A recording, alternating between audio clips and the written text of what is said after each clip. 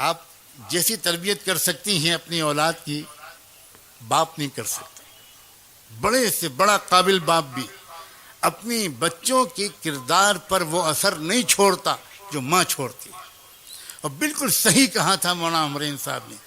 جتنے کامیاب افراد دنیا کی تاریخ میں بنے ہیں، آپ محدثین کی تاریخ دیکھو، آپ مفسرین کی دیکھو، آپ فقہا کی دیکھو، آپ مشائخ صوفیہ کی دیکھو، آپ ادبا کی دیکھو، جتنے بھی زندہ دل اور مؤثر شخصیات دنیا میں پیدا ہوئی ہیں، ان کی تربیت میں ان کی ماں کا حصہ ان کے باپ سے اکثر زیادہ رہا. ایک مثال پیش کرتا ہوں. یہاں جتنے حضرات بیٹھے ہیں اسٹیج پر، یہ ایک شخصیت کی محبت میں 100% متفق ہیں، اور وہ نام ہے شیخ المشائخ سید الاولیاء بایزید بسطامی رحمۃ اللہ علیہ. عجیب شخصیت گزری ہے بایزید بسطامی کی. کوئی حدیث کی اور تصوف کے کسی کوئی سلسلہ بایزید بسطامی کو نظر انداز کر کے رحمت دو عالم صلی اللہ علیہ وآلہ وسلم کے دور تک نہیں پہنچتا. عجیب خصوصیت حاصل ہے. یہ بایزید بسطامی کو اس مقام تک پہنچایا کس نے تھا؟ ان کی بیوہ ماں نے. وہ ماں جو بیوہ ہو گئی تھی جب یہ بچے چھوٹے سے تھا، یہ بایزید چھوٹے سے تھے، اس وقت وہ بیوہ ہو گئی تھی، اور وہ اپنا اور اپنے یتیم بچے کا پیٹ پالنے کے لیے لوگوں کے گھروں میں کام کاج کرتی تھی. وہ عظیم خاتون. جب بچہ بڑا ہو گیا، گلیوں میں کھیلنے لگا، تو ان کی ماں کو یہ ڈر لگا کہ کہیں بچہ بگڑ نہ جائے الٹے سیدھے بچوں کے ساتھ کھیلنے اٹھنے بیٹھنے کی وجہ سے. پتہ لگایا اس ماں نے کہ میں کیا کروں. میری تمنا اور میرے مرحوم شوہر کی یہی تمنا تھی کہ میرا بیٹا ولی کامل بنے، عالم ربانی بنے. چنانچہ لوگوں نے بتایا کہ فلاں ایک شیخ ہیں، ایک بہت ہی صالح مربی ہیں، وہ فلاں مسجد میں ایک مدرسہ چلاتے ہیں، وہاں کچھ بچے ان کے ساتھ رہتے ہیں. اب تک کا تجربہ ہے کہ جو بچہ وہاں رہا ہے بہت نیک بن گیا.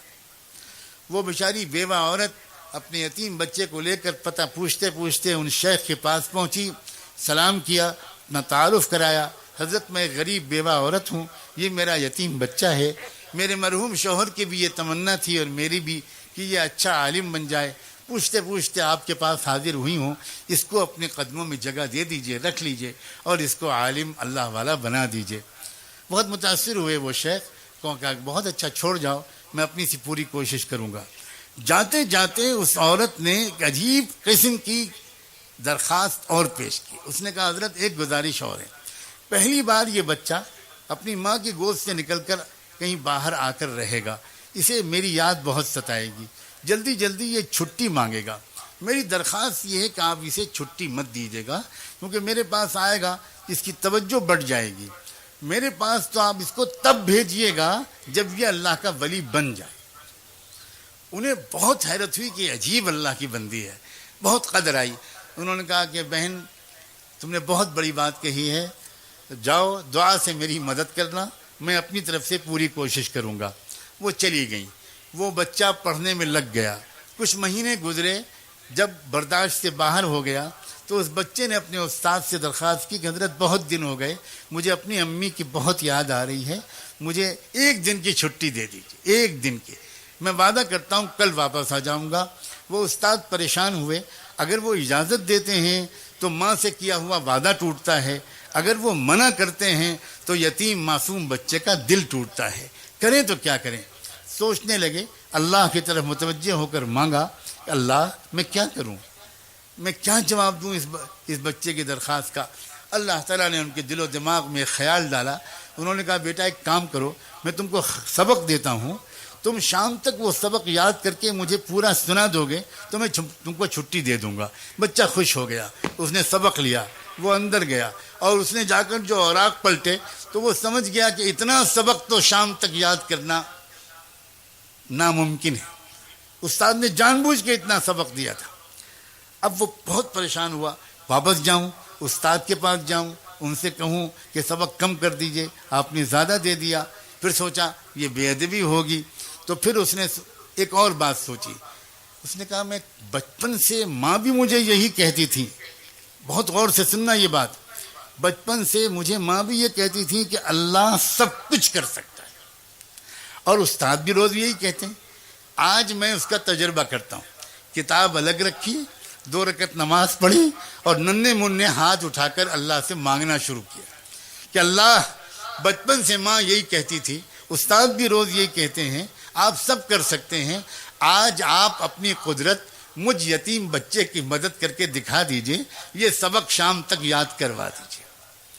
اس کے بعد دعا کر کے یاد کرنے میں لگ گیا، شام ہوئی تو استاد کے پاس آیا، کہا استاد جی سبق سن لیجئے۔ استاد کو یقین تھا کہ سبق تو پورا یاد ہو ہی نہیں سکتا۔ استاد نے کہا سناؤ بیٹا۔ اب جو بچے نے سنایا تو استاد حیران رہ گئے، نہ کہیں بھولا نہ کہیں اٹکا، پورا سبق سنا دیا۔ استاد سمجھ گیا کہ اس بچے کے ساتھ اللہ کا معاملہ، اس کی ماں کی دعاؤں کے طفیل کچھ اور ہے۔ استاد نے کہا بہت اچھا بیٹا، جاؤ وعدہ یاد رکھنا، کل آ جانا۔ بچہ چلا گیا، استاد کے ہاتھ چومے، دعائیں لیوں، چلا گیا۔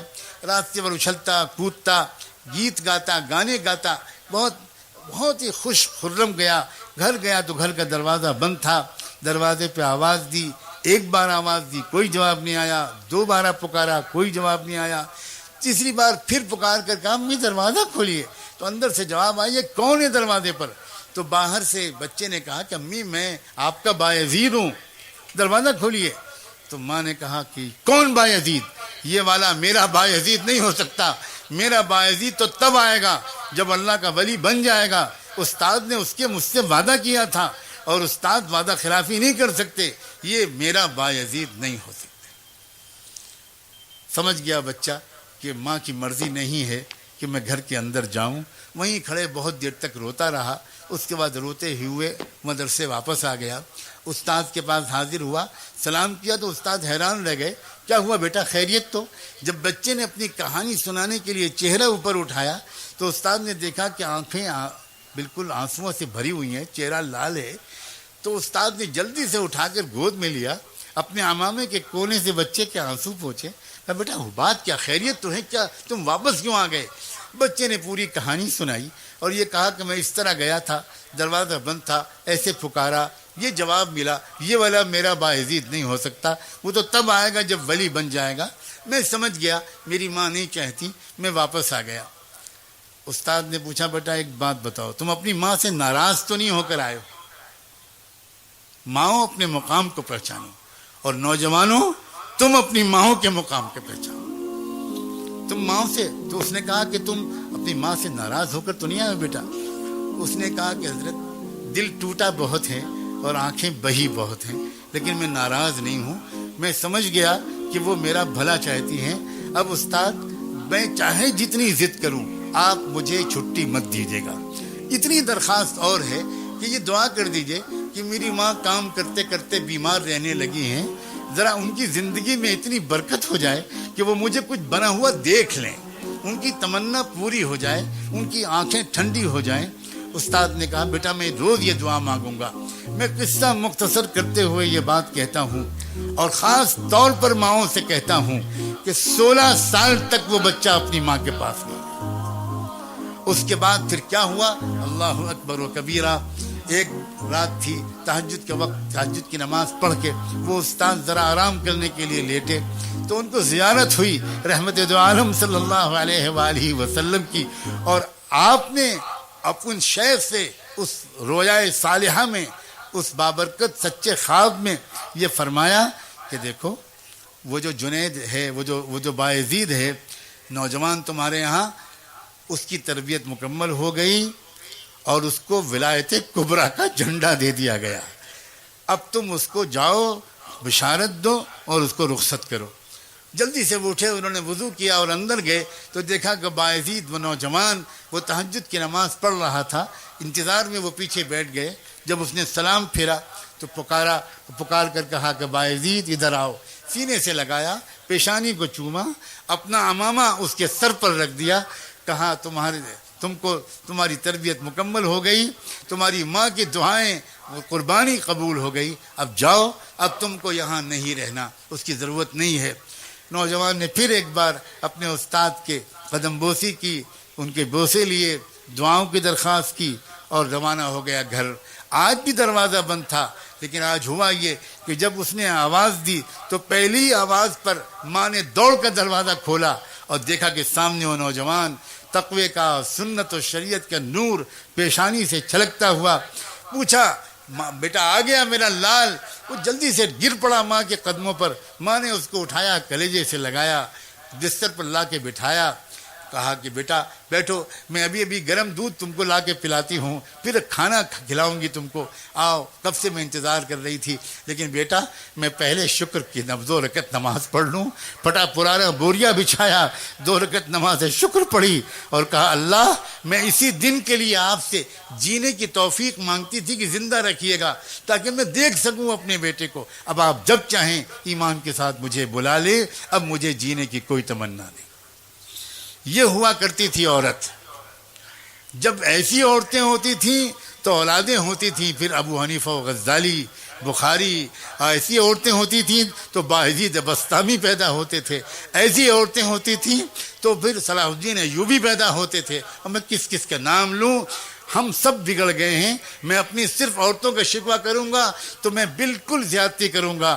ہم تو صرف اتنا چاہتے ہیں کہ کتنا اچھا ہو کہ ہم آج کی اس رات میں توبہ کر کے زندگی کو پلٹ ڈالیں.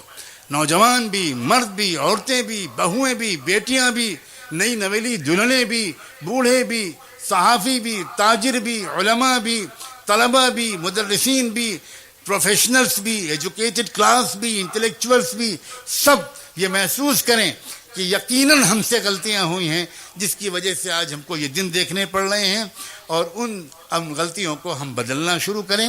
انشاءاللہ حالات اسی رخ پر چلے جائیں گے